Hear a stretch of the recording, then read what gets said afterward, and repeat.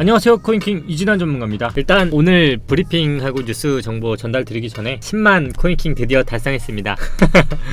너무 감사하고요. 정말 많으신 분들이 10만 구독까지 해주시느라 너무나도 감사드립니다. 오늘은 명절이 오기 전 금요일인데요. 그리고 미국 증시시장에 내마녀의 날이 껴있는 날이기도 합니다. 그렇기 때문에 오늘은 현 시장에 나올 수 있는 변수 이야기해드리고요. 영상 마지막에는 이번 주의 전략까지 분석해드리고요. 그리고 다음 주는 어떤 식의 매매를 해야 우리가 단기적인 매매에서도 최대의 수익률을 가져갈 수 있는지 다뤄보도록 하겠습니다. 다시 한번 코인킹 10만 축하해주신 모든 분들, 그리고 구독하고 계시는 모든 분들 감사하고요. 남은 2021년 한 해 모두 하시는 일 다 잘 되시길 바랍니다. 현재 보시는 뉴스는요, 아침에 나온 뉴스로 인증을 받지 못한 코인 거래소 60곳이 24일부터 서비스 일부 또는 전부를 중단하게 되고요. 어피트, 빗썸, 코빗, 코인원 4곳의 거래소를 제외한 나머지 코인 거래소는 오늘 안으로 투자자에게 원화 서비스 중단 또는 제한 사실을 알려야 한다고 하는데요. 저는 24일에 종료되는 국내 미인증 코인 거래소의 운영 정지가 23일 FOMC 연례 회의의 결과와 맞물려 코인 시장에 영향을 줄 수 있다고 생각을 합니다. 왜냐하면 우리가 투자를 하면서요, 다른 국가의 소식에 주목하는 것처럼 다른 국가에서도 우리나라의 코인 관련 정책을 주시하고 있기 때문입니다. 외국 코인 관련 사이트를 보면 간간히 한국과 관련된 기사를 볼 수 있다는 것을 그 근거로 들 수 있죠. 그런데 사실 이번 특근법 조치는 실명 계좌 인증을 받지 못한 거래소에게 원화 거래를 중단한 것이지 코인 거래 자체를 불가능하게 한 것이 아니기 때문에 우리가 코인 거래를 하는 데에는 큰 지장이 없습니다. 하지만 외신 기자들은 이와 같은 내용을 과장해서 보도할 가능성이 있다고 생각합니다. 그렇기 때문에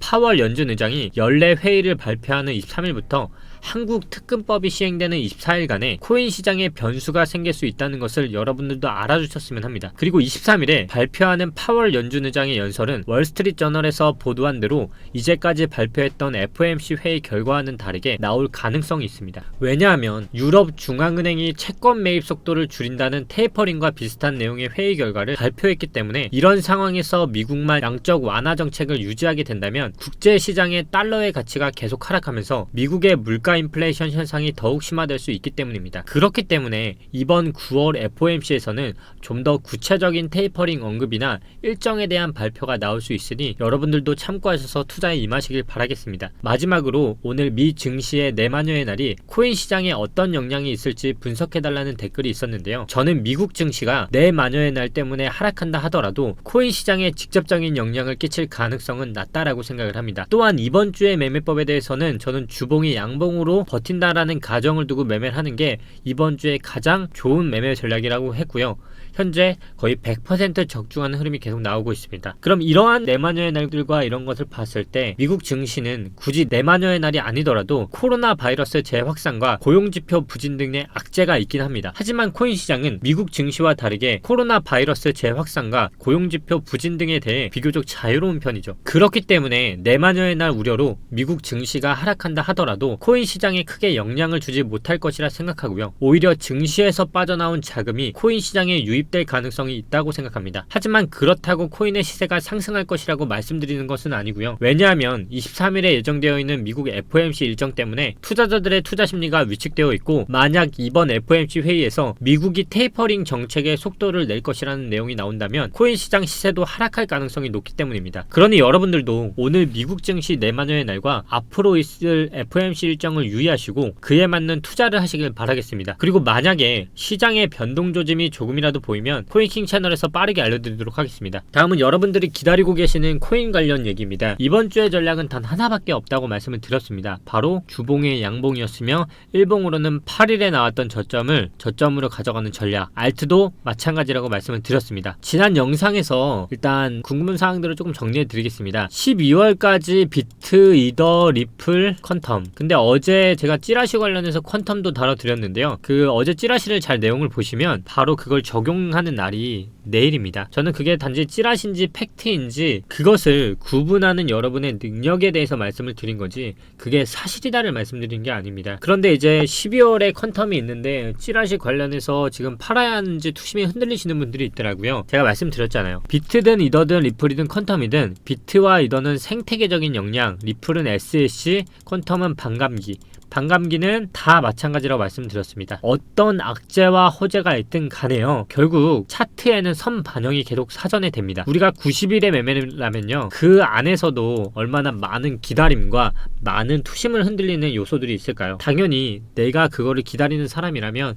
이러한 것들은 그냥 묵묵히 기다리면서 천천히 매수를 해야지, 도중에 나오는 모든 내용들은 절대 좋은 얘기보다 오히려 나쁜 얘기들이 많이 들려옵니다. 특히 투자 시장에서는요. 너무 좋은 소식은 또 남들이 다 아는 사실이라고 말을 하는 게 사람들이고요.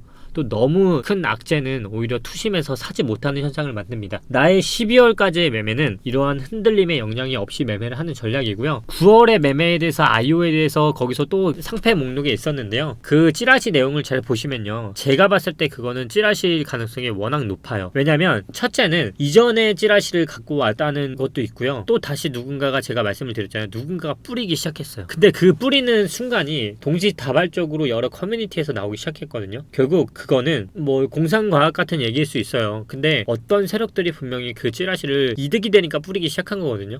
동시다발적으로 사실 커뮤니티에 나오기 시작했어요. 그러면 그걸 이득을 볼 수 있는 곳은 누군가요? 여러분들이 잘 생각해보시고 댓글에 한번 달아보세요.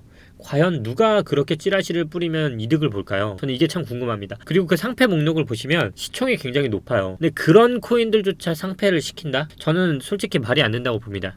저는 이번 찌라시가 정말 무탈하게 넘어갈 거라 생각을 하지만, 당연히 그 찌라시에 있어서 고시총이 아닌 저시총에서 해당되는 것들, 그리고 정말 회사가 아무 발전도 없는 회사들은 당연히 조심을 해야 하는 거겠죠.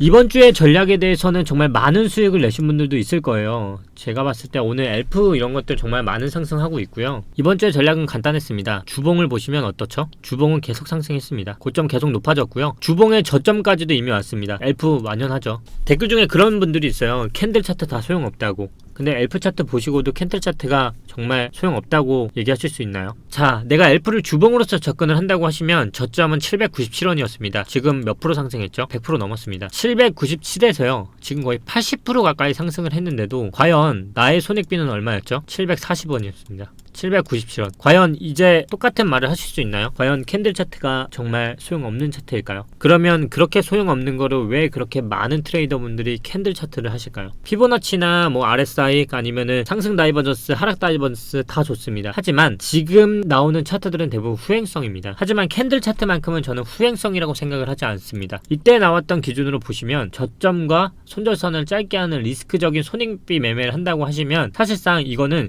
현재 진행 중인 봉에서도 해당이 되기 때문에 바로 쓸 수 있는 매매이기 때문입니다.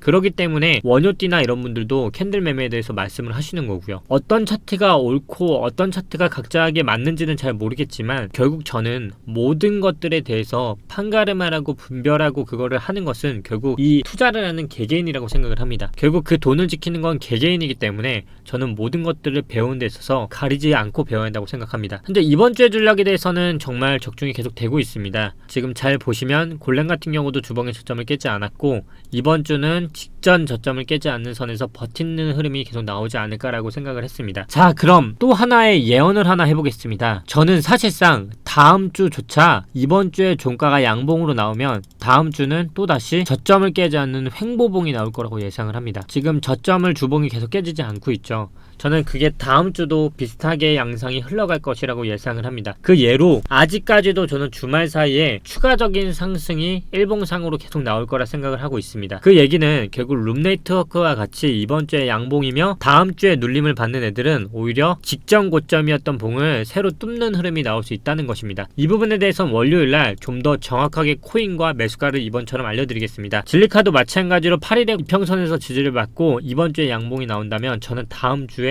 또다시 추가 상승이 나올 것이라 예상을 하고 있습니다. 이번 주에 예측은 정말 100% 일치를 하고 있습니다. 비록 기존에 제가 예측했던 거는 주봉의 저점이 뚫리면서 틀렸지만 이번 주의 전략에 대해서는 다시 예측대로 흘러가고 있듯이 다음 주의 예측은 정리를 다시 한번 해드리자면, 이번에 주봉이 양봉이 나오면 다음 주 또한 저는 추가적인 상승이 앞으로 나올 것이라 예상을 합니다. 하지만 매도가에 대해서는 늘 말씀드리다시피 비트코인으로 기준으로 똑같은 흐름이 나오는데요. 고점을 이번에 주봉이 넘지 못하는 흐름으로 박스권 흐름으로 나와서 횡보를 한다고 말씀을 드렸듯이, 만약에 이번 주에 양봉으로 나온다면 현재의 형태로 끝나거나 조금 더 상승하는 형태의 양봉으로 끝나겠죠.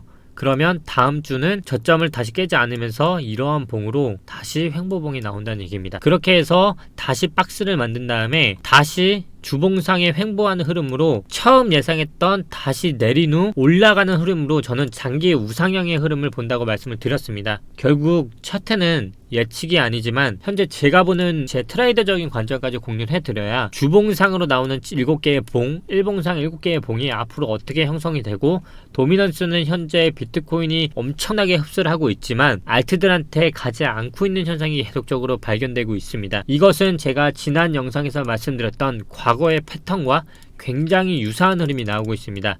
그 흐름은 언제였냐면 바로 이때입니다. 이 흐름 반드시 기억하셔야 합니다. 지금 저는 어떻게 보든 장기 우상향을 본다고 말씀을 드렸다시피 지금은 털고 가느냐 아니면은 정말 그냥 이대로 가느냐의 문제일 뿐이지 그전 영상에서도 장대 흐름으로 나오더라도 저는 위로 간다고 말씀을 드린 것처럼 지금은 오해하지 말고 들으셔야 합니다. 저는 우상향을 항상 보고 있다고 말씀을 드리지만 지금 이 구간을 주느냐 안 주느냐입니다. 근데 개인적으로는 계속 줄 거라고 생각을 하고 있다고 말씀을 드렸는데요. 왜냐면 저는 12월 중으로 그 악재 중에 하나를 터뜨린다면 테이퍼링을 관련해서 한번 터뜨릴 것 같습니다. 근데 테이퍼링을 악재로 소화하면서 공포 구간으로 한번 주고 다시 한번 상승을 해서 정말 플랜 B가 말했던 전략처럼 비트가 정말 6.5K 그리고 1억까지 저는 도달할 것이라고 현재 내다보고 있는 관점이기 때문에 다시 정리해 드리겠습니다. 첫째, 내렸다 가느냐 그냥 가느냐. 저는 이 두 가지만 보고 있고요. 현재 관점으로는 내렸다 관점을 보고 있지만 그 내렸다의 구간이 지금은 아니고 주봉상으로 또다시 흐름을 만들고 뺐다가 올리는 흐름, 과거에 도미넌스를 장난쳤던 이 구간, 이거랑 비슷한 흐름을 만들지 않을까 하는 게 현재의 생각입니다. 그러니까 지금 내린다를 본다는 건가 오른다를 본다는 게 아니라 나는 시간에 대해서 이해를 해야 한다고 분명히 말씀을 드렸습니다. 그러니까 반드시 오늘 이 포인트 기억하시고요. 이번 주는 양봉으로 어떻게든 버티고 다음 주 동안 어떻게든 버텨서 주봉상의 시간을 만들어서 이평선이 올라올 수 있는 기간을 만들 거라고 저는 보고 있습니다. 반드시 기억하시고요. 또한 추세 관련해서 공부할 자료에 대해서 제가 오늘도 보여드렸는데요. 제가 오늘 자주 나오는 추세 패턴 자료 공유라고 해서 오늘 추세 관련해서 자주 나오는 트라이앵글 패턴부터 다 올려드렸어요. 이거 자료 정말 중요한 자료니까요. 자주 차트에서 나올 때 떡락을 하거나 떡상을 할 때 나오는 패턴들 있죠. 제가 그동안 갖고 있던 자료들 같이 카페에다 올려드렸거든요. 이거 필요하신 분들은 제가 이 영상 댓글에 남겨드릴 테니까요. 조금 등업이 빡세다고 생각하시는 분들이 있는데 내가 공부하는데 이 정도 투자도 못하시면 투자하시면 안 되죠. 돈을 모으는 데는 평생 모으시면서 공부하는 데는 왜 평생 공부 안 하세요? 잘못된 거죠. 등업 빡세다고 하지 마시고요. 그 등업하는데 제가 봤을 때 아무 문제 없는 것 같아요. 공부하는데 그것도 못한다? 그러면 사실상 자료가 공짜로 오픈돼도요. 아무 쓸모없는 자료예요. 내가 스스로 공부하지 않으면 공부가 되지 않습니다. 그만큼 내가 자료를 얻고 싶으면 그만큼 등업 꼭 하시고요. 오늘 마지막으로 댓글 읽어드리겠습니다. 아참, 그리고 또 하나 말씀드리겠습니다. 코인킹이 10만이 되면서요, 저 이진환이 독립을 할 수 있을 것 같습니다. 제가 이제 앞서 영상 오늘 거도 보시면 경제와 차트를 같이 섞어서 말씀을 드리는데요. 제가 아무래도 뒤에 배정된 차트 시간이 그렇게 많지가 않아요. 그래서 제가 대표님에게 좀 건의를 드렸고요. 저 혼자만의 차트와 종목 분석 그리고 종목 타점을 줄 수 있는 개별 채널을 혹시 가능할 수 있냐고 여쭤봤는데 그렇게 하시라고 말씀을 하시더라고요. 그래서 만들었습니다. 바로 코인 드라이버입니다. 유튜브 채널에 코인 드라이버라고 치시면요, 이런 마크를 가진 유튜브 채널이 보이고요. 현재 구독자 924명을 가지고 있는 코인 드라이버 웰스투자그룹 제 단독 채널이 있을 것입니다. 구독을 눌러주시고 이런 건 다 자유입니다. 여러분들이 앞으로 제가 일단은 빠르면 다음 주 추석이 끝나고 종목 분석이나 좀 더 차트 관련해서 그리고 좀 더 필드에서 활용할 수 있는 매매법 강의 등 여러가지 형태로 단독으로 이진환으로서 제 스스로가 컨텐츠를 준비하면서 한번 해보겠습니다. 하지만 코인킹이 없어지는 게 아니에요. 오해 마시고요. 둘 다 합니다. 둘 다 하는데 아무래도 컨텐츠와 차트 기반으로 하다 보니까 시간이 조금 부족했던 걸 이제 코인 드라이버에서 단독을 한다는 것입니다. 하지만 저희 채널을 많이 사랑해 주시고요. 제가 비트 시그널 25시뿐만 아니라 비트 인사이트 그리고 코인 드라이버 그리고 카페 모두 정말 구독하시고 가입하셔도 제가 말씀드린 것처럼 저는 코린이 여러분들이 정말 성장할 수 있는 그리고 정보를 걸러낼 수 있는 그런 능력을 갖길 간절히 바랍니다. 구독을 하시는 건 여러분들의 자유니까요. 앞으로도 계속 좋은 정보와 여러분들을 만났으면 좋겠습니다. 오늘도 코인킹 이진환 전문가였고요. 오늘 댓글은 생략하겠습니다. 왜냐? 내일 만날 거거든요. 감사합니다. 코인킹 이진환 전문가였습니다.